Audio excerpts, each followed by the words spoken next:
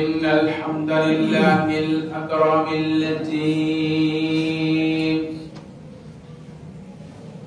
خلق الإنسان كرمه وعلمه من البيان ما لم يعلم فسبحان الذي لا يحصى امتنانه باللسان ولا بالقلم ونشهد أن لا إله إلا الله وحده لا شريك له ونشهد أن سيدنا إمامنا قدوتنا حبيبنا طبيبنا وطبيب روحنا محمد الذي أرسله بالحق بشيرا ونذيرا وداعيا إلى الله بإذنه وسراجا وقمرا منيرا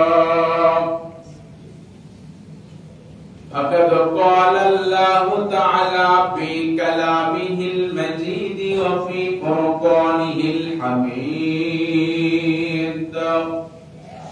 সবাই বলুন আউযু বিল্লাহি মিনাশ শাইতানির রাজীম বিসমিল্লাহির রাহমানির রাহিম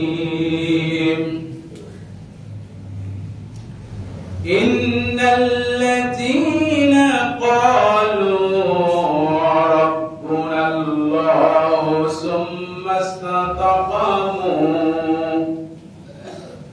ثم استقاموا تتنزل عليهم الملائكة ألا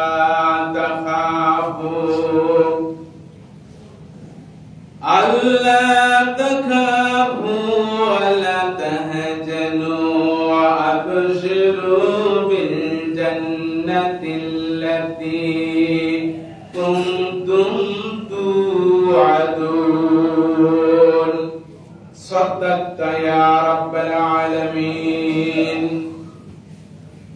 وقال النبي صلى الله عليه وسلم إن في الجسد مضغة إذا صلح صلح الجسد كله وإذا فسد الجسد كله ألا وهي القلب أو كما قال عليه الصلاة والسلام.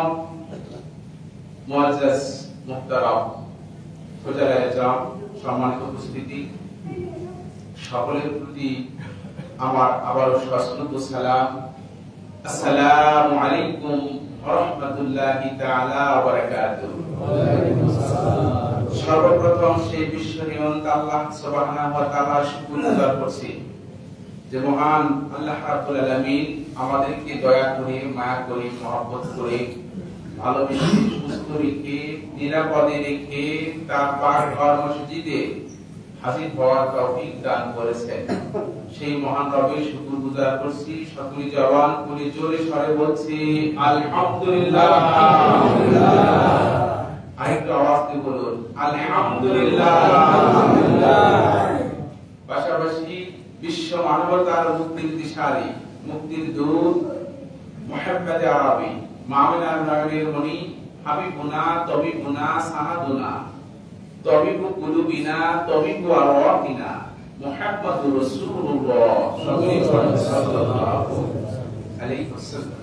সম্মানিত উপস্থিতি, আমি আপনাদের সম্মুখে মহাগ্রন্থ কোরআনুল কারীমের সূরাতুল হামিম সাজদা থেকে 30 নম্বর আয়াত তেলাওয়াত করেছি এবং হুজুর সাল্লাল্লাহু আলাইহি ওয়াসাল্লামের অসংখ্য হাদিসের মাঝ থেকে একখানা হাদিসে নববী তেলাওয়াত করেছি। এর সহজ অর্থের মাধ্যমে আলোচনা শুরু করব ইনশাআল্লাহ। আপনাদের সবাইকে নিয়ে একটু কালেমা তৈবা তেলাওয়াত করতে চাই। কষ্ট হবে? তেলাওয়াত করুন লা ইলাহা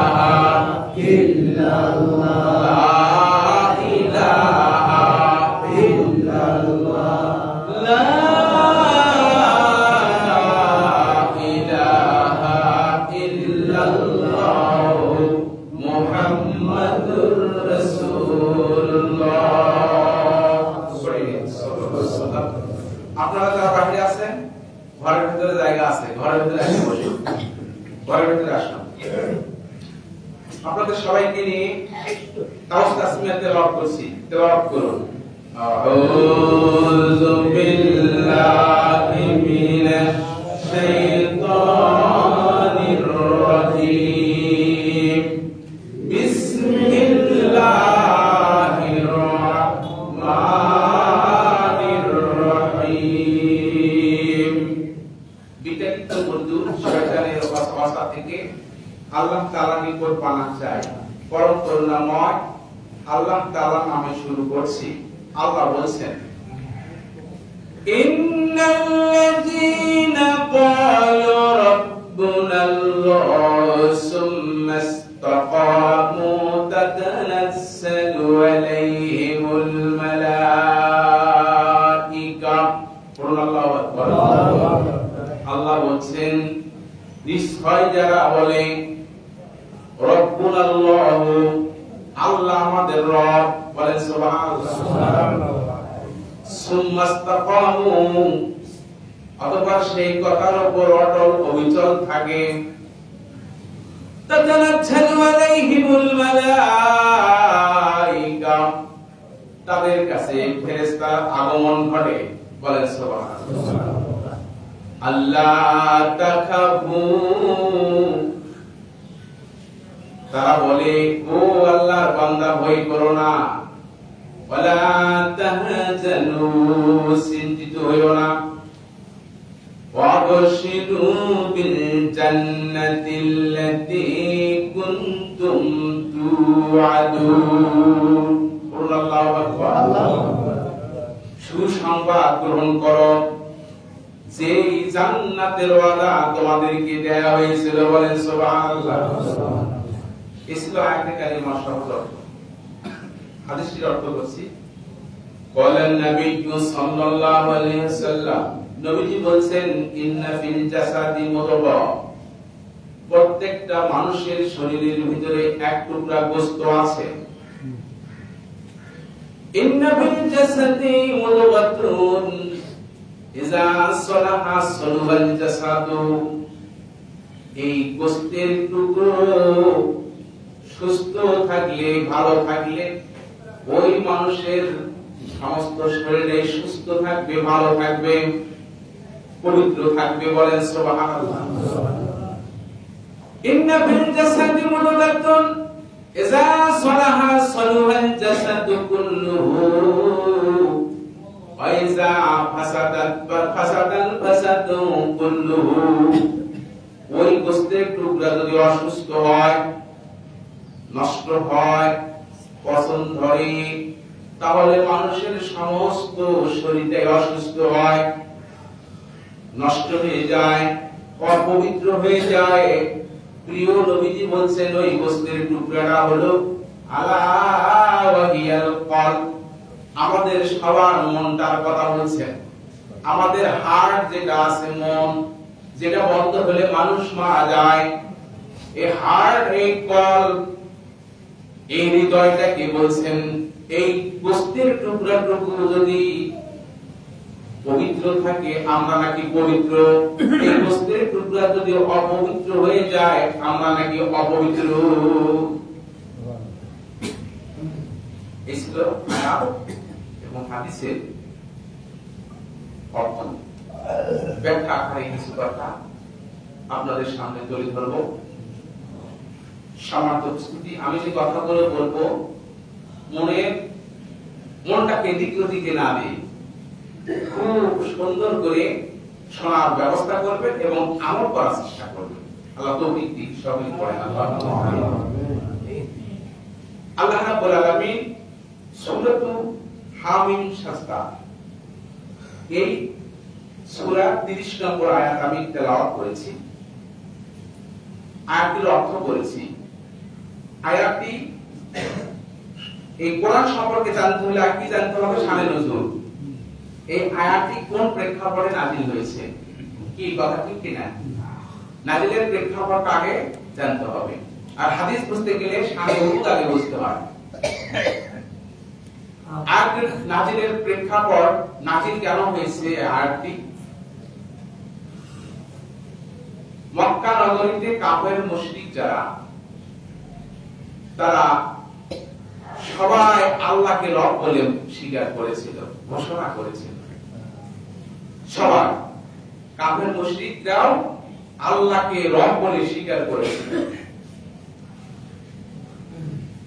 এই স্বীকারোক্তি দিয়ে তারা অটল থাকতে পারে নাই, অবিচল থাকতে পারে নাই। এই স্বীকারোক্তি দিয়ে তারা এক আল্লাহর সাথে অন্যকে শিরক মিশিয়ে ফেলেছিল, এক আল্লাহর তাওহীদের সাথে শিরক মিশ্রিত করেছিল। কথা কি বুঝতেছেন? কিন্তু আশারায়ে মুবাশশারা, জান্নাতের সুসংবাদ প্রাপ্ত প্রথম সাহাবীর নাম কি? হযরত আবু বকর সিদ্দিক রাদিয়াল্লাহু তাআলা আনহু। উনি ওই সময় আল্লাহকে রব বলে মেনে নিয়েছিলেন, আল্লাহর প্রতি ঈমান এনেছিলেন। সুবহানাল্লাহ। উনি ঈমান এনে যেভাবে ঈমান এনেছিলেন সেইভাবে সেই ঈমানের উপর অটল অবিচল ছিলেন। বলেন সুবহানাল্লাহ। শিরকের সাথে তার কোনো সম্পর্ক ছিল না। আল্লাহ সুবহানাহু ওয়া তাআলা হযরত আবু বকর সিদ্দিক রাদিয়াল্লাহু তাআলা আনহু সেই ঈমান আনা এবং ঈমান আনার উপরে অটল অবিচল থাকাটা আল্লাহর কাছে খুবই পছন্দ লেগেছিল। বলেন সুবহানাল্লাহ। আল্লাহর কাছে খুবই ভালো লেগেছিল। আল্লাহ রাব্বুল আলামিন তখন আবু বকর সিদ্দিকের অতুলনীয় সেই ঈমান এর প্রশংসায় খুশি হয়ে আল্লাহ পাক তার দোস্তির উপর সূরাতুল হামিম সিজদা এই আয়াতে কারিমা নাযিল করেছেন। বলেন সুবহানাল্লাহ। কথা কি বুঝতে পারলাম? হামিম সিজদার 30 নম্বর আয়াত হযরত আবু বকর সিদ্দিক রাদিয়াল্লাহু তাআলা আনহুর ঈমানের উপরে আল্লাহ খুশি হয়ে নাযিল করে দুনিয়াবাসীকে জানিয়ে দিয়েছেন, ও দুনিয়াবাসী শোনো, ইন্নাল্লাযীনা ক্বালু রাব্বুনাল্লাহু সুম্মা ইসতাকামু। দুনিয়াবাসী শোনো, তোমরা যারা ঈমান আনয়ন করেছো, এই ঈমান আনয়ন করার পরে তোমাদের কাছে আমার দুইটা শর্ত আছে। কয়টা শর্ত? দুইটা শর্ত। এক নম্বর শর্ত হলো একমাত্র আল্লাহকে রব হিসেবে মেনে নিতে হবে। বলেন সুবহানাল্লাহ। আল্লাহ বলেন যে একমাত্র রব হিসেবে আমি আল্লাহকে মেনে নিতে হবে, যেটা আবু বকর নিয়েছেন। আমরা কি সবাই আল্লাহকে রব হিসেবে মেনে নিয়েছি তো? নিয়েছি তো? আমি যদি যুক্তি প্রমাণে কোরআন হাদিস থেকে বুঝিয়ে দেই যে আপনারা অনেকেই আল্লাহকে রব হিসেবে মানতে পারেন নাই, মানে নেবেন তো? না ফাসাদ করবেন? না বলবেন হুজুর রাজনীতি বক্তব্য দেয় নাকি অনেক কিছু বলে মানুষ? না, এই কথাগুলো কোরআন থেকে আমরা বলি। কথা ঠিক কিনা? সম্মানিত উপস্থিতি, এই আয়াতে কারিমার উপরে আল্লাহ দুটো শর্ত দিয়েছেন। একটা কি? একমাত্র আল্লাহকে রব হিসেবে মেনে নিতে হবে, আর রবের সাথে আর কাউকে শরীক করা যাবে না। এই কথা বলে দুই নম্বর হলো এর উপর অটল অবিচল থাকতে হবে। কি কথা বুঝতে পারলাম? এখন প্রশ্ন হলো, আমরা আল্লাহকে রব হিসেবে মেনে নিতে পারছি কি পারি নাই? একটু প্রমাণ দিয়ে বলি, শুনুন।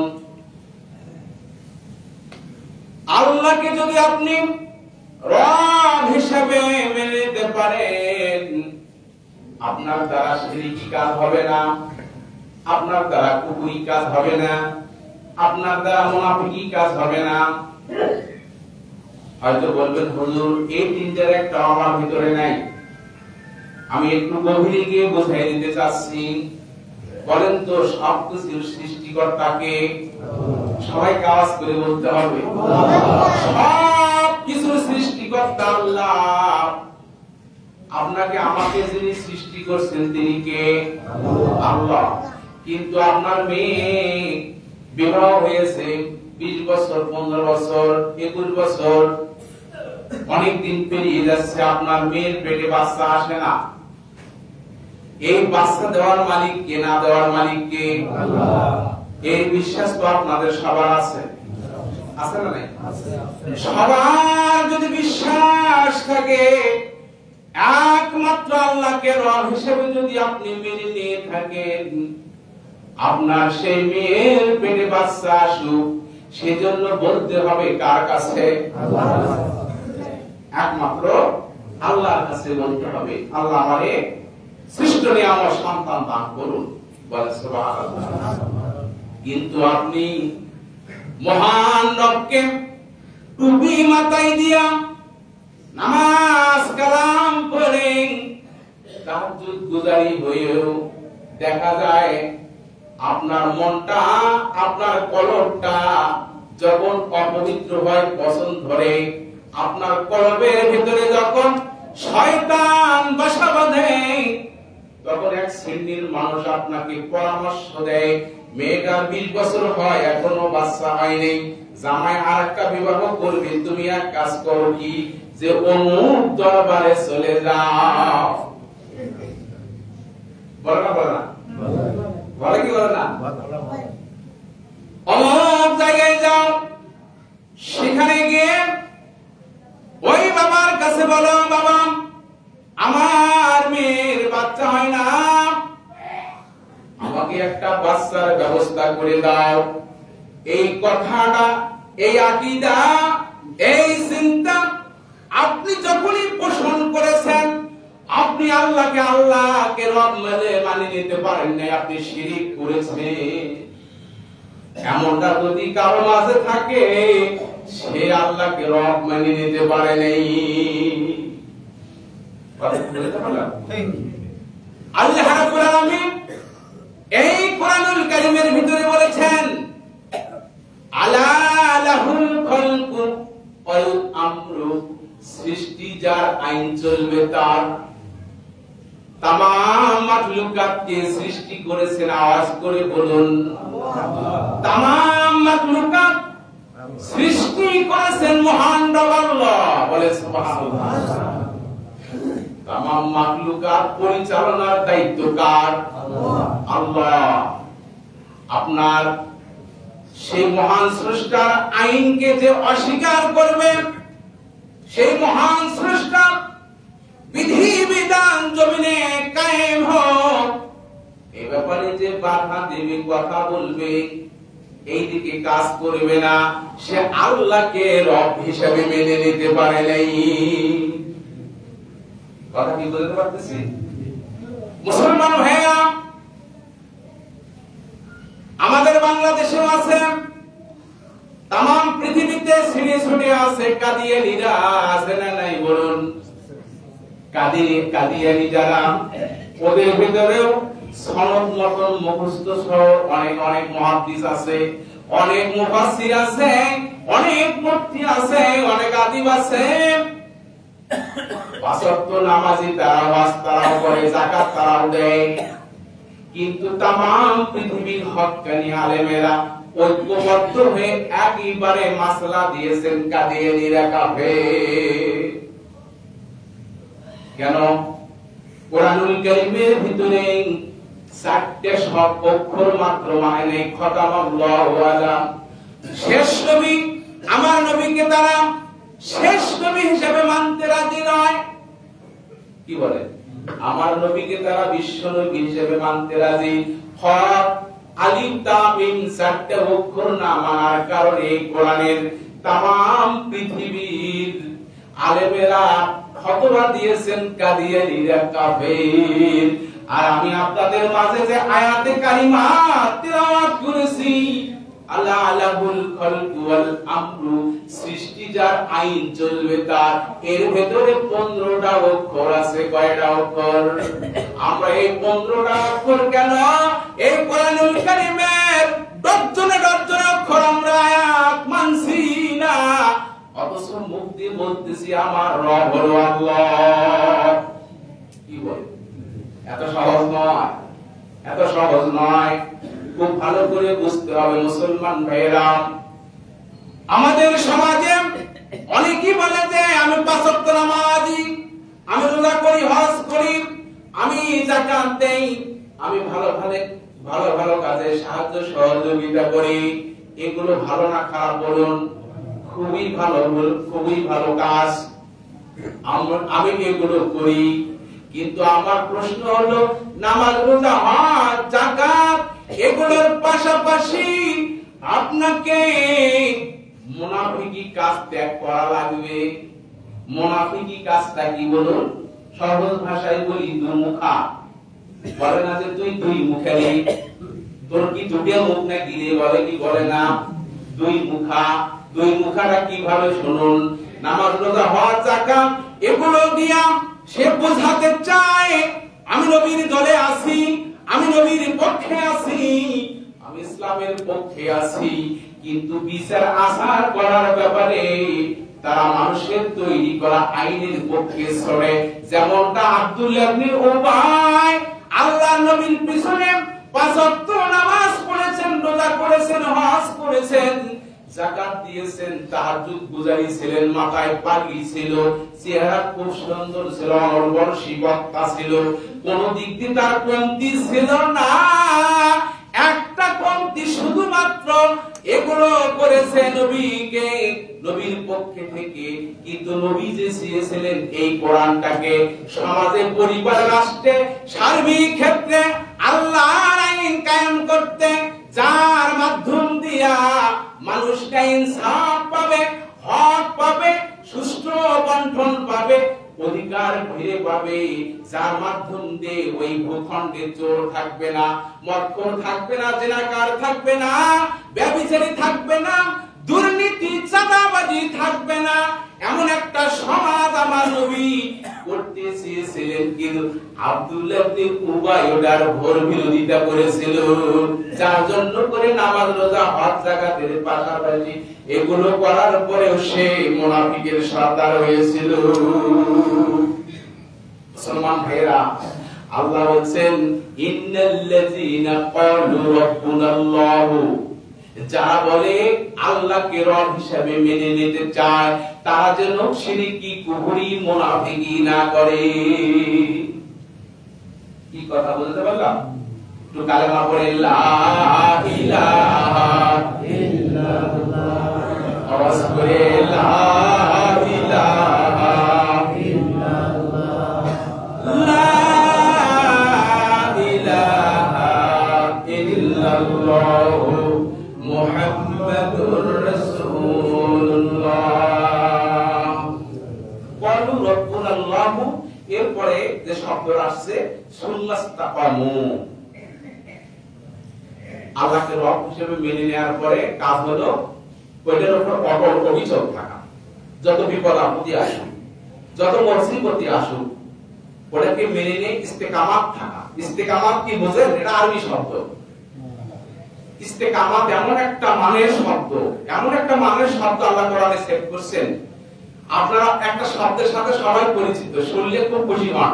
ওই ধরনের ওয়াজ যদি আমরা করি, আপনারা আরো বেশি খুশি হন। সেটা হলো কি? কারামত। কি বলেন? কারামত সম্মত ওয়াজ যদি আমরা করি, আপনারা অনেক খুশি হন, খুবই খুশি হন না? কেন হন? যে কারামত ইসলামে জায়েজ আছে, আছে না নাই? আউলিয়া কারামত হক, ওলি আউলিয়াদের কারামত সত্য, আর নবীদের হলো মুজিজা। আর জাদুকর যারা, ওদের নাম বলা হয় ইস্তিদরাজ। ইস্তিদরাজ হারাম, কারামত জায়েজ, মুজিজা এগুলো তো নবীদের। কি বলেন? কারামতের চাইতেও মর্যাদাবান শব্দ হলো ইস্তেকামাত। বলে সুবহানাল্লাহ। কারামত একটা শব্দ, তারও চাইতেও কি এই ইস্তেকামাত শব্দটা বেশি মর্যাদাবান। বলে সুবহানাল্লাহ। সময় থাকলে আমি আপনাদেরকে বোঝার চেষ্টা করছি, যতটুকু আমি স্টাডি করেছি এর উপর বোঝার চেষ্টা করতেছি। কারামতটা কি একটু বুঝাই শুনুন একটু। কারামত হলো কোন আলেম হক্কানি, কোন পীর মাশায়েখ, ওলি আউলিয়াকে আল্লাহ যদি পছন্দ করে, তাকে কারামত দান করে। বলে সুবহানাল্লাহ। এই কারামত নিয়ে ক্ষান্ত থাকা যাবে না, এর চাইতে আপার লেভেল হলো ইস্তেকামাত। বলে সুবহানাল্লাহ। কারামত সম্পর্কে একটা কথা বলতে চাচ্ছি, তা হলো এখানে মা বলতো না, মা বলদের ব্যাপারে একটা কথা আসছে। কারামত এক পীর সাহেব তার বিবি খুবই খানাস বোঝে, স্বামীর অবাধ্য, নানান কথা, সবসময় জ্বালাতন, এটা নাই ওটা নাই, কি বলে নানান কথা। পীর সাহেবকে একদিন বলতেছেন যে শোনো, তোমার এই পীর সাহেবগিরি বাদ দাও তো, হুজুরের হুজুরগিরি কিন্তু বইয়ের কাজ শেষ নাকি, কথা বলা করে বলছেন কিন্তু পীর সাহেবকে বলতেছে তোমার পীর সাহেবগিরি বাদ দাও, এদের সংখ্যা চলবে না। কি করতে হবে? আল্লাহর ওলি যারা, আলেম হক্কানি যারা, বিবি যখন খেপে যাবে, আপনারা মুমিন মুসলমান যারা, বিবি যখন খেপে যাবে চুপ থাকবে, কি বলে বোমা সাজতে, ধৈর্য ধারণ যদি এই সময় করতে পারেন আল্লাহ ইবাদতের সওয়াব দেবে। কথা কি বুঝতেছে মুসলমান ভাইরা? উনি খুব ধৈর্যশীল পীর সাহেব, বিবিকে কিছুই বলছেন না। একদিন উনি ভাবতেছেন যে আল্লাহ পাক তো আমার দ্বারা কারামত প্রকাশ করে, তো ওনার বিবি ওনার বান্ধবীদেরকে নিয়ে সিঁড়ি আছে না, সিঁড়ি বাড়িতে বাসায়, সিঁড়িতে বসে আছেন সবাই। তো উনি একদিন কি করছেন, উড়াল দিয়ে উপর দিয়ে যাচ্ছেন, উড়াল দিয়ে কারামত, আউলিয়াতে কারামত, উড়াল দিয়ে উপর দিয়ে যাচ্ছেন, অনেক দূর দিয়ে যাচ্ছেন। তখন একজন বান্ধবী বলছে, দেখছো দেখছো একটা লোক উপর দিয়ে উড়াল দিয়ে যাচ্ছে। এরপরে যখন খাইতে আসছে, খাবার বসছে, বসার পরে বলছে, শুনছো তুমি যে পীর সাহেব, তোমার সাথে বড় একটা পীর সাহেব আছে। কে? তো বলছে যে আমরা দেখছি একটা লোক আকাশ দিয়ে উড়ে যাচ্ছে। তখন উনি বলতেছেন যে, মুসলিম হিসেবে বলতেছেন যে সে লোকটাকে কি তোমরা চিনছো? যে না, সে লোকটাই তো আমি।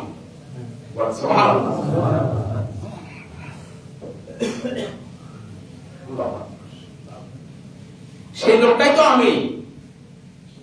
বিবির খুশি হওয়ার কথা, কথা কি না? খুশি হচ্ছে না। খলিকাত মিন দিলাইন লান তাসতাকিমা লাকা আলা তরিকা। ওরা বাঁকা হাত দিয়ে তৈরি, ওরা কি বাঁকা হাত দিয়ে তৈরি। এই কথা শুনি বলতেছেন যে তুমি সেটা, যে হ্যাঁ ও সেই জন্য তুমি সিট হয়ে উঠলে। কথা কি বুঝতেছেন কি আপনারা? সেই জন্য তুমি কি সিট হয়ে উঠলে? এই জায়গা থেকে শিক্ষা গ্রহণ করতে হবে আমাদের। ওরা কিন্তু বাঁকা, ওরা সবসময় বাঁকা কথা বলবে। ওদেরকে যে একবারে সোজা করতে যাবেন না, ভেঙে যাবে। ভেঙে যাবে বলতে কি, ওরা আপনাকে তালাক দেবে, ওরা বিষ খাবে, ওরা একজনের সাথে চলে যাবে। কি কথা ঠিক কিনা? সম্মানিত উপস্থিতি, আমি এখানে কারামত কথাটি বোঝাতে গিয়ে কথাটি বলতেছি। কারামতটা কি? তো হ্যাঁ, সাবধান, আপনারা আপনাদের বিবিদের ব্যাপারে অবশ্যই ধৈর্যশীল হবেন। ধৈর্যশীল যদি হন, আল্লাহ আপনাকে ইবাদতের সওয়াব দেবে। বলেন সুবহানাল্লাহ। আসুন, এইরকম কারামতের চাইতে বড় মর্যাদার শব্দ হলো ইস্তেকামা। ইস্তেকামা, ইস্তেকামাটা কি জিনিস? ইস্তেকামাটা অনেক অর্থ, তার মধ্যে একটি অর্থ হলো মধ্যবর্তী হওয়া। মধ্যবর্তী হওয়া, মধ্যবর্তী একটি ধরনের, একটু বুঝাই দেই। মধ্যবর্তী, আমরা হলো মধ্যবর্তী। আল্লাহ বলছেন ওয়াকাযালিকা জাআলনাকুম উম্মাতান ওয়াসাতা, আমরা হলো মধ্যবর্তী উম্মত। বলেন সুবহানাল্লাহ। সম্মানিত উপস্থিতি, আসলে অনেক কথাই তো আসে, অনেক কথা তো আবার গোপন রাখার কিছু নেই, আছে নাকি? নেই। অনেক কথা আপনারা বলবেন যে হুজুর এই ধরনের ওয়াজটা কেন করতেছেন, না করলে যে হচ্ছে না এই মুহূর্তে। কি বলে আমাদের মা বোন যারা আছে, ওনাদের তো একটা পিরিয়ড আছে, আছে না? জি, মাসিক ঋতুস্রাব, হ্যাজ হয়, হয়। এটা আল্লাহ পাকেরই কুদরত। কথা ঠিক কি না? আল্লাহ রাব্বুল আলামিন এটা দেন। এই ব্যাপারে আমাদের কিছু শরীয়ী বিধিবিধানও দেয়া আছে, আছে না নাই? খ্রিস্টানরা, যারা খ্রিস্টান, তারা এই শরীয়ী এই বিধিবিধানটা কিভাবে মানে জানেন? ওরা মধ্যপন্থী নয়। ওরা কিভাবে মানে? আল্লাহ বলছেন যে ওই সময় আমরা মুসলিম, আমরা তার মানে ওই সময় বিবিদের কাছে যাওয়া যাবে না। এটা শরীয়ত। কি কথা ঠিক কিনা? এটা আমরা মেনে নেই। আমরা মধ্যপন্থী, আমরা ইস্তেকামাতের উপর আমরা যদি থাকতে পারি, ওই বিষয়টা যদি মানতে পারি, তাহলে আপনি ইস্তেকামাতের পথে থাকলেন। এটা আপনার এই একটা আপনার দরজা। বলে সুবহানাল্লাহ। খ্রিস্টানরা তা করে না। খ্রিস্টানরা কি করে শুনুন, খ্রিস্টানেরা এগুলো বাদ বিচার করে না, স্বাভাবিকভাবে এদের জীবন যেভাবে চলে ওই রকম অবস্থায় তাদের সেই স্ত্রীর কাছে যাতায়াত করে। বলে নাউজুবিল্লাহ। এটা বাড়াবাড়ি হলো কিনা? এটা সারাসারি হলো কিনা? বাড়াবাড়ি হলো। আর ইহুদি যারা, ওরা আরো কি করে শুনুন। ইহুদি যারা যখন তাদের বিবিদের পিরিয়ড শুরু হয়ে যায় তখন তারা তাদের বিবিকে আলাদা ঘরে রাখে। তাদের রান্না করা চলবে না, তাদের কাজ কাম কিছু করা চলবে না। একেবারে পবিত্র হওয়ার পরে স্বামীর বেডে আসতে হবে। এটাও বাড়াবাড়ি। ইস্তিকামাত শব্দটার একটি অর্থ হলো মধ্যপন্থী উম্মত, মধ্যপন্থা অবলম্বন করতে হবে। আমরা তা করি কিনা? মুসলমান ভাইরা, ইস্তিকামাতের আরেকটি অর্থ হলো সঠিক দিনের উপর কায়েম থাকা, সঠিক দিন পালন করা। সঠিক দিন কোনটা বলেন? ইন্নাদ-দীনা ইনদাল্লাহিল ইসলাম। ইসলাম ধর্ম হলো সঠিক দিন। বলেন সুবহানাল্লাহ। আমি যদি আপনাদেরকে জিজ্ঞেস করি আপনাদের ধর্মের নাম কি, সবাই একযোগে বলবেন যে ইসলাম। আপনি কি ইসলামের উপর কায়েম আছেন নাকি? সবাই বলবেন যে হ্যাঁ আমি ইসলামের উপর কায়েম আছি, প্রতিষ্ঠিত আছি।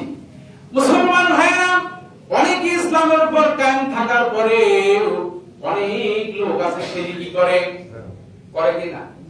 কুফরি করে কিনা? মুনাফিকি করে কিনা?